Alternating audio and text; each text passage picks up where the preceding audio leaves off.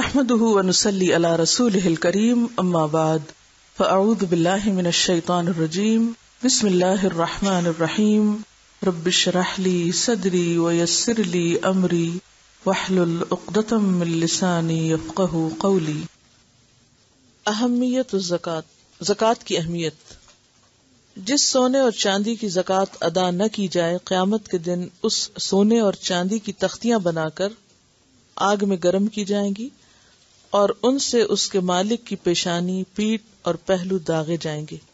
جن جانوروں کی زکوٰۃ ادا نہ کی جائے، قیامت کے دن وہ جانور اپنے مالک کو 50,000 سال تک اپنے پاؤں تلے رونتے رہیں گے۔ اب میں عربی کی حدیث پڑھوں گی۔ اس کی ضرورت کیا ہے؟ عربی کی حدیث پڑھنے کی وقت نہیں ضائع ہوتا آپ کا؟ ضرورت کیا ہے؟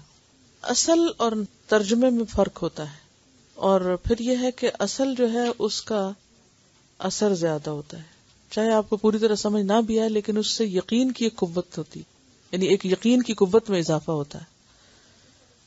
اور نبی صلی اللہ علیہ وسلم کے الفاظ ہیں پھر، عن ابی ہریرہ رضی اللہ عنہ قال قال رسول اللہ صلی اللہ علیہ وسلم ما من صاحب ذهب ولا فضة لا يؤدي منها حقها الا اذا كان يوم القيامة صفحت له صفائح من نار فأحمي عليها في نار جهنم فيكوى بها جنبه وجبينه وزهره كلما ردت أعيدت له في يوم كان مقداره 50,000 سنة حتى يقضى بين العباد فيرى سبيله إما إلى الجنة وإما إلى النار۔ قيل يا رسول الله فالإبل؟ قال ولا صاحب إبل لا يؤدي منها حقها ومن حقها حلبها يوم وردها إلا إذا كان يوم القيامة بطح لها بقاء قرقر أوفر ما كانت لا يفقد منها فصيلا واحدا تطأه بأخفافها وتعده بأفواهها كلما مر عليه أولاها رد عليه أخراها في يوم كان مقداره 50,000 سنة حتى يقضى بين العباد فيرى سبيله إما إلى الجنة وإما إلى النار۔ قيل يا رسول الله فالبقر والغنم؟ قال ولا صاحب بقر ولا غنم لا يؤدي منها حقها إلا إذا كان يوم القيامة بطح لها بقاع قرقر لا يفقد منها شيئا ليس فيها أقصاء ولا جلحاء ولا عذباء تنتحه بقرونها وتطأه بأظلافها كلما مر عليه أولاها رد عليه أخراها في يوم كان مقداره 50,000 سنة حتى يقضى بين العباد فيرى سبيله إما إلى الجنة وإما إلى النار۔ رواہ مسلم۔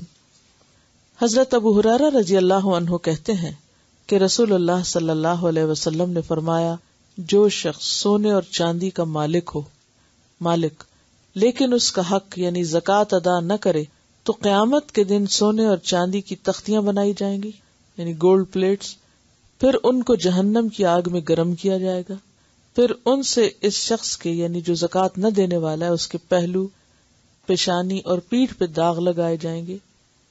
جب کبھی یہ تختیاں گرم کرنے کے لیے آگ میں واپس لائی جائیں گی تو دوبارہ عذاب دینے کے لیے لوٹائی جائیں گی، یعنی یہ صرف ایک بار نہیں ہوگا، جب وہ ٹھنڈی ہوگی تو پھر گرم کی جائیں گی۔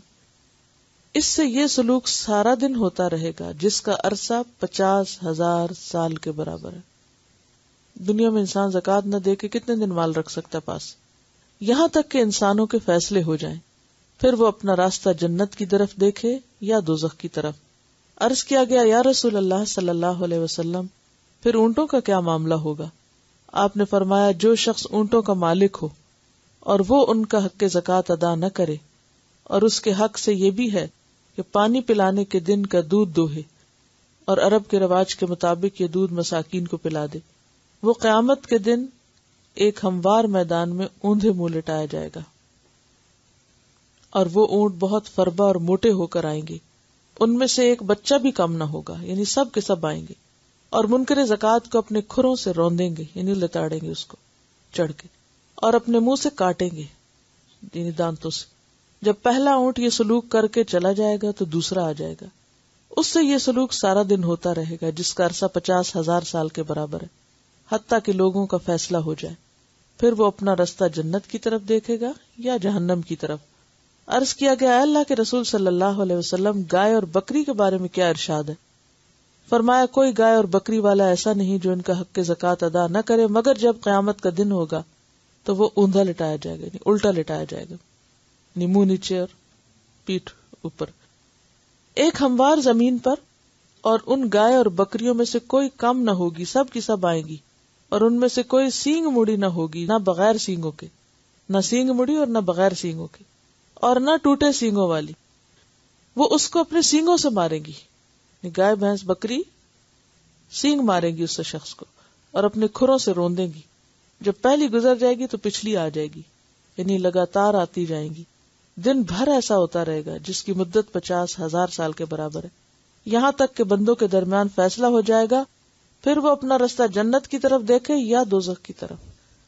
ایسا شخص بعد میں جنت میں بھی جا سکتا ہے، ہو سکتا ہے اس کی باقی سارے کام ٹھیک ہو، نمازیں ہوں، روزے ہوں، اور بھی جو نیک اچھے کام کرنے اس نے کیے ہوں، لیکن زکوٰۃ میں کوتاہی کا یہاں یہ سزا بتائی جا رہی ہے، یہ صلہ بتایا جا رہا ہے. اور یہ حدیث جو ہے مسلم کی روایت ہے، لیکن یہ متفق علیہ روایت ہے، کچھ الفاظ کے اختلاف کے ساتھ بخاری میں بھی ہے. عن الاحنف بن قیس قال كنت في نفر من قریش فمر ابو ذر وهو يقول بشر الكانزين بكي في ظهورهم يخرج من جنوبهم وبكي من قبل اقفائهم يخرج من جباههم. قال ثم تنحى فقعد. قال قلت من هذا؟ قالوا هذا ابو ذر. قال فقمت اليه فقلت ما شيء سمعتك تقول قبيل؟ قال ما قلت الا شيئا قد سمعته من نبيهم صلی اللہ علیہ وسلم. رواہ مسلم. احنف بن قیس رضی اللہ عنہ کہتے ہیں کہ میں قریش کے چند لوگوں میں بیٹھا ہوا تھا کہ ابو ذر آ گئے. کہنے لگے کہ خزانہ جمع کرنے والوں کو بشارت دو، ایسے داغ کی جو ان کی پیٹھ پہ لگائے جائیں گے اور ان کے پہلوؤں سے آر پار ہو جائیں گے. ان کی گدیوں یعنی گردن میں لگائے جائیں گے تو ان کی پیشانی سے پار ہو جائیں گے، لیکن پیچھے سے وہ چیز رکھی جائے گی تو آگے سے نکل جائے گی. پھر ابو ذر ایک طرف ہو کے بیٹھ گئے تو میں نے لوگوں سے پوچھا یہ کون ہے؟ لوگوں نے بتایا یہ ابو ذر ہیں. چنانچہ میں ان کی طرف گیا اور عرض کیا یہ کیا تھا جو میں نے ابھی آپ سے سنا، جو آپ نے فرمایا؟ حضرت ابو ذر نے کہا میں نے وہی کہا ہے جو میں نے مسلمانوں کے نبی صلی اللہ علیہ وسلم سے سنا ہے. اسے مسلم نے روایت کیا ہے. زکوٰۃ نہ دینے والوں کا روپیہ پیسہ قیامت کے دن گنجا سانپ بن کر ان کو ڈسے اور کاٹے گا. عن ابی ہریرہ رضی اللہ عنہ قال قال رسول اللہ صلی اللہ علیہ وسلم من آتاہ اللہ مالا فلم یؤدی زکاتہ مثل له مالہ یوم القیامت شجاعا اقرع له زبیبتان یطوقہ یوم القیامت ثم یأخذ بلہزمتیہ یعنی بشدقیہ ثم یقول انا مالک وانا کنزک.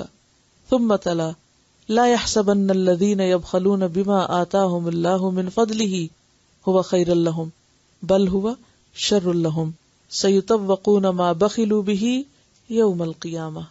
رواہ البخاری.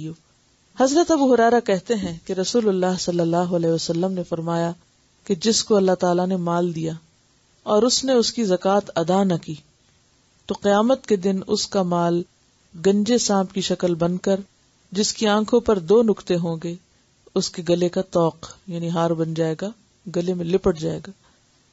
اور توق لٹکنے والا ہار نہیں، یعنی گردن کی گرد لٹکنے والا، یہ گردن کی گرد لپٹا ہوا.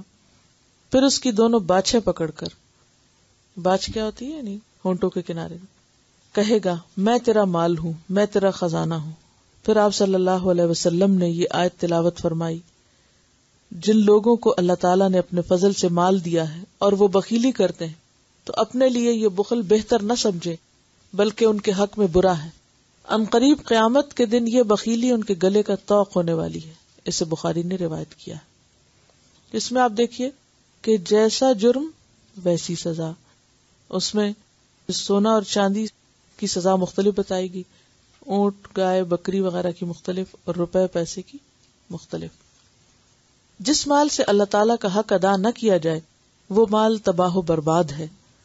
عن ابی ہریرہ رضی اللہ عنہ انہ سمع رسول اللہ صلی اللہ علیہ وسلم یقول ان ثلاثۃ فی بنی اسرائیل ابرص واقرع واعمى بدا للہ عز وجل ان یبتلیہم فبعث الیہم ملکا فأتى الابرص فقال ای شیء احب الیک قال لون حسن وجلد حسن قد قذرني الناس قال فمسحه فذهب عنه فعوتي لونا حسنا وجلدا حسنا فقال أي المال أحب إليك قال الإبل فعوتي ناقة عشراء فقال يبارك لك فيها وأتى الأقرع فقال أي شيء أحب إليك قال شعر حسن ويذهب عني هذا قد قذرني الناس قال فمسحه فذهب وعوتي شعرا حسنا قال فأي المال أحب إليك قال البقر قال فأعطاه بقرة حاملا وقال يبارك لك فيها وأتى الأعمى فقال أي شيء أحب إليك قال يرد الله إلي بصري فأبصر به الناس قال فمسحه فرد الله إليه بصره قال فأي المال أحب إليك قال الغنم فأعطاه شاة والدا فأنتج هذان وولد هذا فكان لهذا واد من إبل ولهذا واد من بقر ولهذا واد من الغنم ثم إنه أتى الأبرص في صورته وهيئته فقال رجل مسكين تقطعت بي الحبال في سفري فلا بلاغ اليوم إلا بالله ثم بك أسألك بالذي آتاك اللون الحسن والجلد الحسن والمال بعيرا أتبلغ عليه في سفري فقال له إن الحقوق كثيرة فقال له كأني عارفك ألم تكن أبرص يقدرك الناس فقيرا فآتاك الله فقال لقد ورثت لكابر عن كابر فقال إن كنت كاذبا فسيرك الله إلى ما كنت وأتى الأقرع في صورته وهيئته فقال له مثل ما قال لهذا فرد عليه مثل ما رد عليه هذا فقال إن كنت كاذبا فسيرك الله إلى ما كنت وأتى الأعمى في صورته فقال رجل مسكين وابن سبيل وتقطعت بي الحبال في سفري فلا بلاغ اليوم إلا بالله ثم بك أسألك بالذي رد عليك بصرك شاة أتبلغ بها في سفري فقال قد كنت أعمى فرد الله بصري وفقيرا فقد أغناني فخذ ما شئت فوالله لا أجهدك اليوم بشيء أخذته لله فقال أمسك مالك فإنما ابتليتم فقد رضي الله عنك وسخط على صاحبيك رواہ البخاری. حضرت ابو ہریرہ رضی اللہ عنہ کہتے ہیں کہ انہوں نے نبی اکرم صلی اللہ علیہ وسلم سے سنا، آپ فرماتے تھے کہ بنی اسرائیل میں 3 آدمی تھے، ایک کوڑی، دوسرا گنجا اور تیسرا اندھا. کوڑی کہتے جس کی سکن پرابلم ہوتی.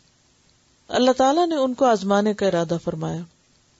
ان کی طرف ایک فرشتہ بھیجا انسانی شکل میں. وہ کوڑی کے پاس آیا اور کہا تجھے کون سی چیز بہت پیاری ہے؟ اس نے کہا اچھا رنگ اور اچھا بدن، اور وہ چیز مجھ سے دور ہو جائے جس کی وجہ سے لوگ مجھ سے نفرت کرتے ہیں. آپ نے فرمایا فرشتے نے اس کے جسم پہ ہاتھ پھیرا، پس اس سے اس کی گندگی دور ہو گئی اور اچھا رنگ اور اچھا بدن دے دیا گیا. پھر فرشتے نے کوڑی سے پوچھا تجھے کون سا مال زیادہ پسند ہے؟ اس نے کہا اونٹ یا گائے. راوی کو شک ہے یہ اونٹ کہا یا گائے کہی. ہاں، کوڑی اور گنجے میں سے ایک نے اونٹ کہا اور دوسرے نے گائے. آپ نے فرمایا اسے ایک حاملہ اونٹنی دی گئی اور کہا کہ اللہ تجھے اس میں برکت دے.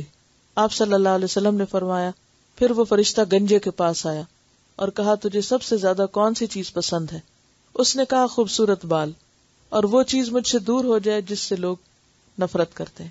آپ نے فرمایا کہ فرشتے نے اس پر ہاتھ پھیرا، اس کا گنجا پن جاتا رہا اور خوبصورت بال اسے دے دیے گئے. فرشتے نے پوچھا تجھے کون سا مال زیادہ پسند ہے؟ اس نے کہا گائے. پس ایک حاملہ گائے اسے دے دی گئی اور فرشتے نے کہا اللہ تجھے اس میں برکت دے. آپ صلی اللہ علیہ وسلم نے فرمایا پھر وہ فرشتہ اندھے کے پاس آیا اور کہا تجھے سب سے زیادہ پیاری چیز کون سی؟ اس نے کہا اللہ مجھے بینائی دے دے. تاکہ میں لوگوں کو دیکھ سکوں۔ آپ صلی اللہ علیہ وسلم نے فرمایا، فرشتے نے اس پر ہاتھ پھیرا، پھر اللہ تعالیٰ نے اس کی بینائی واپس کر دی۔ فرشتے نے کہا، تجھے سب سے زیادہ پسند مال کون سا ہے؟ کہا، بکریاں۔ اسے ایک حاملہ بکری دے دی گئی، بس بچے لیے کوڑی اور گنجے نے اونٹ اور گائے کے، اور اندھے نے بکری کے، یعنی ان سب کے جانوروں نے بچے دیے، جس سے کوڑی کے لیے ایک جنگل اونٹوں سے بھر گیا، گنجے کے لیے جنگل گائے سے بھر گیا، اندھے کے لیے جنگل بکریوں سے بھر گیا، یعنی بہت کثیر پیدا ہوئے۔ آپ صلی اللہ علیہ وسلم نے فرمایا، پھر کچھ عرصے بعد فرشتہ کوڑی کے پاس اس کی پہلی صورت اور شکل میں آیا اور کہا، میں غریب آدمی ہوں، سفر میں میرا مال و اسباب جاتا رہا، اب میرا آج کے دن اپنی منزل پر پہنچنا اللہ کی مہربانی اور تیرے سبب سے ہے۔ میں تجھ سے اسی ذات کے واسطے سے مانگتا ہوں جس نے تجھے اچھا رنگ، جسم اور مال دیا، ایک اونٹ چاہتا ہوں جس کے ذریعے اپنی منزل پہ پہنچ سکوں۔ اس نے کہا، حقدار بہت ہے، یعنی خرچ بہت ہے، مال کم ہے۔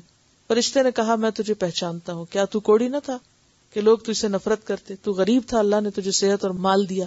اس نے کہا، مجھے تو یہ مال دولت باپ دادا سے وراثت میں ملا ہے۔ جھوٹ۔ فرشتے نے کہا، تو جھوٹا ہے، اللہ تجھے ویسا ہی کر دے جیسے کہ تو تھا۔ آپ صلی اللہ علیہ وسلم نے فرمایا، پھر فرشتہ گنجے کے پاس آیا اور اسے وہی کہا جو کوڑی سے کہا تھا۔ گنجے نے وہی جواب دیا جو کوڑی نے دیا۔ فرشتے نے کہا، اگر تو جھوٹا ہے تو اللہ تجھے ویسا ہی کر دے جیسے تو تھا۔ آپ صلی اللہ علیہ وسلم نے فرمایا، پھر وہ فرشتہ اندھے کے پاس گیا، یعنی سابقہ صورت میں، اور کہا، غریب مسافر ہوں، سفر میں میرا مال و اسباب جاتا رہا، آج میں اپنی منزل پہ نہیں پہنچ سکتا مگر اللہ کی مہربانی اور تیرے سبب۔ تجھ سے اسی ذات کے واسطے سے مانگتا ہوں جس نے تجھے بینائی دی، ایک بکری چاہتا ہوں کہ اس کے باعث اپنی منزل پہ پہنچ سکوں۔ اندھے نے کہا، بے شک میں اندھا تھا، مجھے اللہ تعالیٰ نے بینائی دی، بس تو جو چاہے لے لے اور جو چاہے چھوڑ دے۔ اللہ کی قسم، آج کے دن میں تیرا ہاتھ نہ پکڑوں گا اس چیز سے جسے تو اللہ کے لیے لینا چاہے۔ فرشتے نے کہا، اپنا مال اپنے پاس رکھ، حقیقت یہ ہے کہ تم تینوں کو آزمایا گیا، بس تجھ سے اللہ راضی ہوا اور تیرے دونوں ساتھیوں پر غصہ کیا گیا۔ اسے بخاری نے روایت کیا ہے۔ تو اس سے کیا پتہ چلتا ہے کہ اگر انسان مال میں سے اللہ کا حق نہ نکالے تو وہ مال ضائع ہو جاتا ہے، جیسے ان دونوں سے ضائع ہوا، اور دینے والے کا پورا باقی بچا۔ زکوٰۃ نہ دینے والا دوزخی ہے۔ وعن انس بن مالک رضی اللہ عنہ قال قال رسول اللہ صلی اللہ علیہ وسلم مانع الزکوٰۃ یوم القیامۃ فی النار، رواہ الطبرانی۔ حضرت انس بن مالک فرماتے کہ رسول اللہ صلی اللہ علیہ وسلم نے فرمایا، زکوٰۃ نہ دینے والا قیامت کے دن آگ میں ہوگا۔ سے طبرانی نے روایت کیا۔ زکوٰۃ ادا نہ کرنے والے لوگوں کو اللہ تعالیٰ قحط سالی میں مبتلا کر دیتے ہیں۔ ان بریدہ رضی اللہ عنہ قال قال رسول اللہ صلی اللہ علیہ وسلم ما منع قوم الزکوٰۃ الا ابتلاهم اللہ بالسنین، رواہ الطبرانی۔ حضرت بریدہ کہتے ہیں رسول اللہ صلی اللہ علیہ وسلم نے فرمایا، زکوٰۃ ادا نہ کرنے والے لوگوں کو اللہ تعالیٰ قحط سالی میں مبتلا کر دیتے ہیں۔ اسے طبرانی نے روایت کیا ہے۔ زکوٰۃ ادا نہ کرنے والے پر رسول اللہ صلی اللہ علیہ وسلم نے لعنت فرمائی ہے۔ ان علی رضی اللہ عنہ قال لعن رسول اللہ صلی اللہ علیہ وسلم آکل الربا وموکلہ وشاہدہ وکاتبہ والواشمۃ والمستوشمۃ ومانع الصدقۃ والمحلل والمحلل لہ، رواہ الاصبہانی۔ حضرت علی رضی اللہ تعالی عنہ کہتے ہیں کہ رسول اللہ صلی اللہ علیہ وسلم نے سود کھانے، کھلانے، گواہی دینے اور کتابت کرنے والے سب لوگوں پہ لعنت فرمائی، نیز بال گوندنے، گندوانے، زکوٰۃ ادا نہ کرنے والے پر، حلالہ نکالنے اور نکلوانے والے پر بھی لعنت فرمائی۔ تو یہ اس میں جو آ رہا ہے نا کہ سود صرف خود نہ لینا بھی منع نہیں بلکہ کسی اور کو دینا بھی منع ہے۔ گواہی دینا اور کتابت کرنا، یعنی کس کی گواہی دینا؟ سود کی، اور سود کا حساب کتاب لکھنا، سب لوگ اللہ کی رحمت سے دور ہے۔ نیز بال گوندنا، بال گوندنا یعنی آرٹیفیشل بال لگانا، اصل بالوں میں دوسرے بال لگانا، اور گوندنا اس کو کہتے ہیں، گوندنا نہیں گوندنا، اور گندوانے والی پر یعنی کہ جو کرنے والی ہو اور جو کروا رہی ہو دونوں پر، اور زکوٰۃ ادا نہ کرنے والے پر۔ اور حلالہ کیا ہوتا ہے؟ اگر کسی عورت کو طلاق ہو جائے تو اس کا وقتی نکاح کہیں کر کے پھر اس کے بعد اس سے زبردستی طلاق لے لی جائے اور پھر پہلے شوہر کے ساتھ دوبارہ نکاح کرے۔ اگر کوئی کر رہا ہو یا کروا رہا ہو تو دونوں ہی اس میں آتے ہیں۔ اب آپ دیکھیں کہ اس حدیث کی تائید اس آیت سے بھی ہوتی ہے نا کہ میری رحمت وسیع ہے، میں اسے ان لوگوں کے لیے لکھ دوں گا جو زکوٰۃ دیتے ہیں، اور وہ باقی آیت جو اس میں شرائط بتائی گئی تھی. تو بہرحال زکوٰۃ چونکہ ایک فریضہ ہے، اس لیے اس کی ادائیگی ضروری ہے، اور ادا نہ کرنے کے دنیا اور آخرت دونوں میں نقصان ہے. الزکوٰۃ فی ضوء القرآن، زکوٰۃ قرآن مجید کی روشنی میں پہلی امتوں پر بھی زکوٰۃ فرض تھی. وَإِذْ أَخَذْنَا مِيثَاقَ بَنِي إِسْرَائِيلَ لَا تَعْبُدُونَ إِلَّا اللَّهَ وَبِالْوَالِدَيْنِ إِحْسَانًا وَذِي الْقُرْبَى وَالْيَتَامَى وَالْمَسَاكِينِ وَقُولُوا لِلنَّاسِ حُسْنًا وَأَقِيمُوا الصَّلَاةَ وَآتُوا الزَّكَاةَ ثُمَّ تَوَلَّيْتُمْ إِلَّا قَلِيلًا مِّنكُمْ وَأَنتُمْ مُعْرِضُونَ. یاد کرو جب بنی اسرائیل سے ہم نے پختہ عہد لیا تھا کہ اللہ کے سوا کسی کی عبادت نہ کرنا، ماں باپ کے ساتھ، رشتہ داروں کے ساتھ، یتیموں اور مسکینوں کے ساتھ نیک سلوک کرنا، لوگوں سے بھلی بات کہنا، نماز قائم کرنا اور زکوٰۃ دینا، مگر تھوڑے آدمیوں کے سوا تم سب اس عہد سے پھر گئے. سورۃ البقرہ آیت 83. وَكَانَ يَأْمُرُ بِالصَّلَاةِ وَالزَّكَاةِ وَكَانَ عِندَ رَبِّهِ مَرْضِيًّا. اسماعیل علیہ السلام کے بارے میں یہ آیت ہے کہ وہ اپنے گھر والوں کو نماز اور زکوٰۃ کی تاکید کرتے تھے، اور وہ اپنے رب کے نزدیک بڑے پسندیدہ انسان تھے.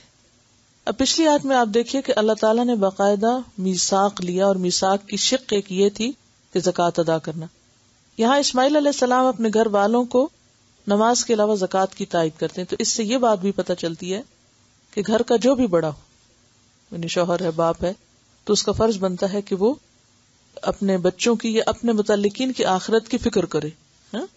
جیسے وہ آتا ہے نا، یا ایھا الذین آمنوا قوا انفسکم واہلیکم نارا، کہ اپنے آپ کو اور اپنے گھر والوں کو آگ سے بچاؤ. اور اس آگ سے بچانے میں سب سے پہلی چیز کیا ہے؟ فرائض کی پابندی کرائے، یعنی فرائض کی پابندی کرائے وہ، اور ان کو یاد دہانی کرائے. اسی لیے آپ نے دیکھا ہوگا کہ بچے نماز پڑھ بھی لیں تو ایک دفعہ ضرور پوچھتے ہیں اچھا پڑھ لی نماز؟ فکر ہوتی ہے نا، تو یہ فکر ہونی چاہیے. اسی طرح زکوٰۃ کے بارے میں بھی فکر ہونی چاہیے. پھر فرمایا وَأَوْصَانِي بِالصَّلَاةِ وَالزَّكَاةِ مَا دُمْتُ حَيًّا، اور اللہ تعالیٰ نے مجھے یعنی عیسیٰ علیہ السلام کو حکم دیا کہ جب تک زندہ ہوں نماز قائم کروں اور زکوٰۃ ادا کرتا رہوں. تو ان تینوں آیات سے کیا پتہ چلتا ہے کہ پچھلی امتوں میں بھی زکوٰۃ کا حکم موجود تھا. ادائیگی زکوٰۃ ایمان کی نشانی اور حرمت جان کی ضمانت ہے. فَإِن تَابُوا وَأَقَامُوا الصَّلَاةَ وَآتُوا الزَّكَاةَ فَإِخْوَانُكُمْ فِي الدِّينِ وَنُفَصِّلُ الْآيَاتِ لِقَوْمٍ يَعْلَمُونَ. پس اگر یہ توبہ کر لیں اور نماز قائم کریں، زکوٰۃ دیں، تو یہ تمہارے دینی بھائی ہیں، لہٰذا ان کے خلاف جنگ نہ کرو. اور جاننے والوں کے لیے ہم اپنے احکام واضح کیے دیتے ہیں. سورۃ توبہ کی آیت نمبر 11 ہے. تو اس سے کیا پتہ چلتا ہے کہ جس طرح نماز مومن اور کافر میں فرق کرتی ہے، اسی طرح زکوٰۃ بھی فرق کرتی ہے. اور حضرت ابوبکر صدیق رضی اللہ تعالیٰ عنہ نے جو مانعین زکوٰۃ کے خلاف جنگ کی تھی وہ اسی بنیاد پر کی تھی. زکوٰۃ اللہ کی رحمت کا وسیلہ ہے. وَأَقِیمُوا الصَّلَاةَ وَآتُوا الزَّکَاةَ وَأَطِیعُوا الرَّسُولَ لَعَلَّکُمْ تُرْحَمُونَ. نماز قائم کرو، زکوٰۃ دو، اور رسول اللہ صلی اللہ علیہ وسلم کی اطاعت کرو، امید ہے کہ تم پہ رحم کیا جائے گا. پھر اسی طرح زکوٰۃ گناہوں کا کفارہ اور تزکیہ نفس کا ذریعہ ہے. فرمایا خذ من اموالہم صدقۃ تطہرہم وتزکیہم بہا وصلی علیہم ان صلاتک سکن لہم واللہ سمیع علیم. اے نبی صلی اللہ علیہ وسلم، تم ان کے اموال سے زکوٰۃ لے کر انہیں گناہوں سے پاک اور صاف کرو، نیز ان کے حق میں دعائے رحمت کرو، کیونکہ تمہاری دعا ان کے لیے موجب تسکین ہوگی. اللہ تعالیٰ سب کچھ سنتا اور جانتا ہے. تو اس سے کیا پتہ چلتا ہے کہ صدقہ اور صدقے سے مراد یہاں پر زکوٰۃ ہے، اور دوسرے صدقات بھی انسان کے مال کو اور انسان کے نفس دونوں کو پاک کرنے کا ذریعہ بنتے ہیں. زکوٰۃ ادا کرنے والے سچے مومن ہیں. الذین یقیمون الصلاۃ ومما رزقناہم ينفقون اولئک هم المؤمنون حقا. جو لوگ نماز قائم کرتے ہیں اور جو کچھ ہم نے انہیں دیا ہے اس میں سے اللہ کی راہ میں خرچ کرتے ہیں، حقیقت میں وہی سچے مومن ہیں. اور اس کو اگر نفلی صدقات میں بھی لیا جائے تو ٹھیک ہے، لیکن جب تک فرض ادا نہ ہو تو نفلی صدقات قبول نہیں ہوتے، کیونکہ وہ پہلے فرض کی ادائیگی میں شامل ہو جاتے ہیں. زکوٰۃ ادا کرنے سے دولت میں برکت اور اضافہ ہوتا ہے. وما آتیتم من زکاۃ تریدون وجہ اللہ فاولئک ھم المضعفون. اور جو زکوٰۃ تم لوگ اللہ کی خوشنودی حاصل کرنے کے لیے دیتے ہو اس سے دراصل دینے والے اپنے مال میں اضافہ کرتے ہیں. یعنی اللہ کی راہ میں دینے سے مال کم نہیں ہوتا بلکہ مزید زیادہ ہو جاتا ہے، بڑھ جاتا ہے. زکوٰۃ آخرت میں کامیابی کی ضمانت ہے.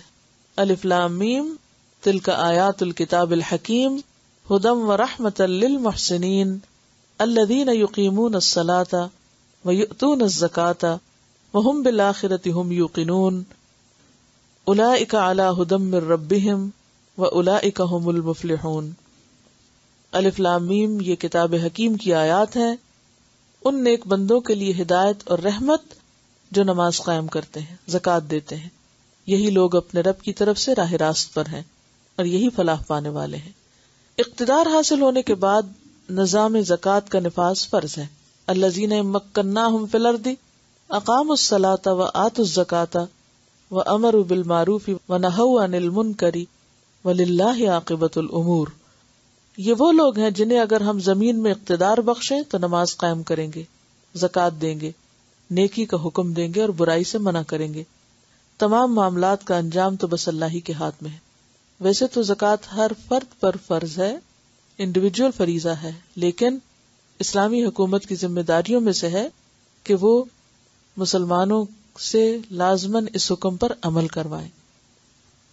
اور اسی کے تحت حضرت ابوبکر نے پھر جنگ کی تھی کہ جو ان کی حکومت کے اندر ایسے لوگ ہیں جو اسلام کا دعویٰ کرتے ہیں لیکن زکوٰۃ نہیں دیتے تو پھر وہ امن میں نہیں یا امان انہیں حاصل نہیں ہو سکتی، کیونکہ یہ اسلامی خلیفہ کا یا حاکم کا فریضہ بنتا ہے کہ وہ اس چیز کو بھی لک آفٹر کرے. نماز اور زکوٰۃ ادا کرنے والے ایماندار لوگوں ہی کو مساجد آباد کرنے کی سعادت حاصل ہوتی ہے. انما یعمر مساجد اللہ من آمن باللہ والیوم الآخر واقام الصلاۃ وآتى الزکاۃ ولم یخش الا اللہ فعسى اولئک ان یکونوا من المہتدین. اللہ تعالیٰ کی مسجدوں کے آباد کار تو وہی لوگ ہو سکتے ہیں جو اللہ تعالیٰ اور روز آخر کو مانے، نماز قائم کریں، زکوٰۃ دیں اور اللہ کے سوا کسی سے نہ ڈریں. انہی سے یہ توقع ہے کہ سیدھی راہ پر چلیں گے. زکوٰۃ ادا کرنے والے قیامت کے دن ہر قسم کے خوف اور غم سے محفوظ ہوں گے. ان الذین آمنوا وعملوا الصالحات واقاموا الصلاۃ وآتوا الزکاۃ لہم اجرہم عند ربہم ولا خوف علیہم ولا هم يحزنون. جو لوگ ایمان لے آئے اور نیک عمل کریں، نماز قائم کریں اور زکوٰۃ دیں، ان کا اجر بے شک ان کے رب کے پاس ہے اور ان کے لیے کسی خوف اور رنج کا موقع نہیں. زکوٰۃ ادا نہ کرنا کفر اور شرک کی علامت ہے. زکوٰۃ ادا نہ کرنا ہلاکت اور بربادی کا باعث ہے. وویل للمشرکین الذین لا یؤتون الزکاۃ وہم بالآخرۃ ہم کافرون. تباہی ہے ان مشرکوں کے لیے جو زکوٰۃ نہیں دیتے اور آخرت کے منکر ہیں، کیونکہ جسے یہ یقین ہو کہ قیامت کا دن آنا ہے اور مجھے اپنے کیے کا بدلہ ملنا ہے تو وہ کبھی بھی نہ رکے اللہ کا حق ادا کرنے اور بندوں کا حق دینے سے. جس مال سے زکوٰۃ ادا نہ کی جائے وہ مال قیامت کے دن اپنے مالک کے گلے میں طوق بنا کے ڈالا جائے گا. لا يحسبن الذين يبخلون بما آتاهم الله من فضله هو خير لهم بل هو شر لهم سيطوقون ما بخلوا به يوم القيامة. جن لوگوں کو اللہ نے اپنے فضل سے مال و دولت دی ہے اور وہ بخل سے کام لیتے ہیں، اس خیال میں نہ رہے کہ یہ بخل ان کے حق میں بہتر ہے، بلکہ یہ ان کے لیے بہت برا ہے. اس بخل سے جو کچھ وہ جمع کر رہے ہیں اسے قیامت کے دن طوق بنا کر ان کے گلے میں ڈال دیا جائے گا. زکوٰۃ ادا نہ کرنے والوں کی دولت کو جہنم کی آگ میں گرم کر کے اس سے ان کے جسموں کو داغا جائے گا. والذین یکنزون الذھب والفضة ولا ينفقونها فی سبیل اللہ فبشرهم بعذاب علیم یوم یحمى علیہا فی نار جہنم فتکوی بها جباہهم وجنوبهم وظہورهم ھذا ما کنزتم لانفسکم فذوقوا ما کنتم تکنزون. دردناک سزا کی خوشخبری سنا دو ان لوگوں کو جو سونا اور چاندی جمع کر کے رکھتے ہیں اور انہیں اللہ کی راہ میں خرچ نہیں کرتے. ایک دن آئے گا کہ اسی سونے چاندی پر جہنم کی آگ دہکائی جائے گی اور پھر اسی سے ان لوگوں کی پیشانیوں، پہلوؤں اور پیٹھوں کو داغا جائے گا اور کہا جائے گا کہ یہ ہے وہ خزانہ جو تم نے اپنے لیے جمع کیا. لو اب اپنی سمیٹی ہوئی دولت کا مزہ چکھو. اس کے علاوہ بھی قرآن پاک میں زکوٰۃ کی آیات موجود ہیں. تقریباً 82 آیات ہیں، 82 آیات ہیں جن میں زکوٰۃ کا حکم ملتا ہے، لیکن یہاں چند ایک سلیکٹڈ آیات پائی گئی ہیں. تو نماز کے بعد سب سے زیادہ جس فریضے کی ادائیگی پر زور ہے وہ زکوٰۃ ہے. رمضان کے بارے میں، روزے کے بارے میں بھی آتا ہے حکم، لیکن ایک جگہ پر آتا ہے. اسی طرح ایک جگہ پر براہ راست حکم کے طور پہ آتا ہے اور کچھ جگہوں پر انڈائریکٹلی آتا ہے، جہاں سائحون کا لفظ آتا ہے نا تو وہ بھی روزہ دار کے معنی میں. اور حج کا بھی حکم آتا ہے لیکن اتنی تاکید نہیں آتی جتنی زکوٰۃ اور نماز کے بارے میں آتی. سبحانک اللہم و بحمدک نشہد ان لا الہ الا انت نستغفرک و نتوب الیک.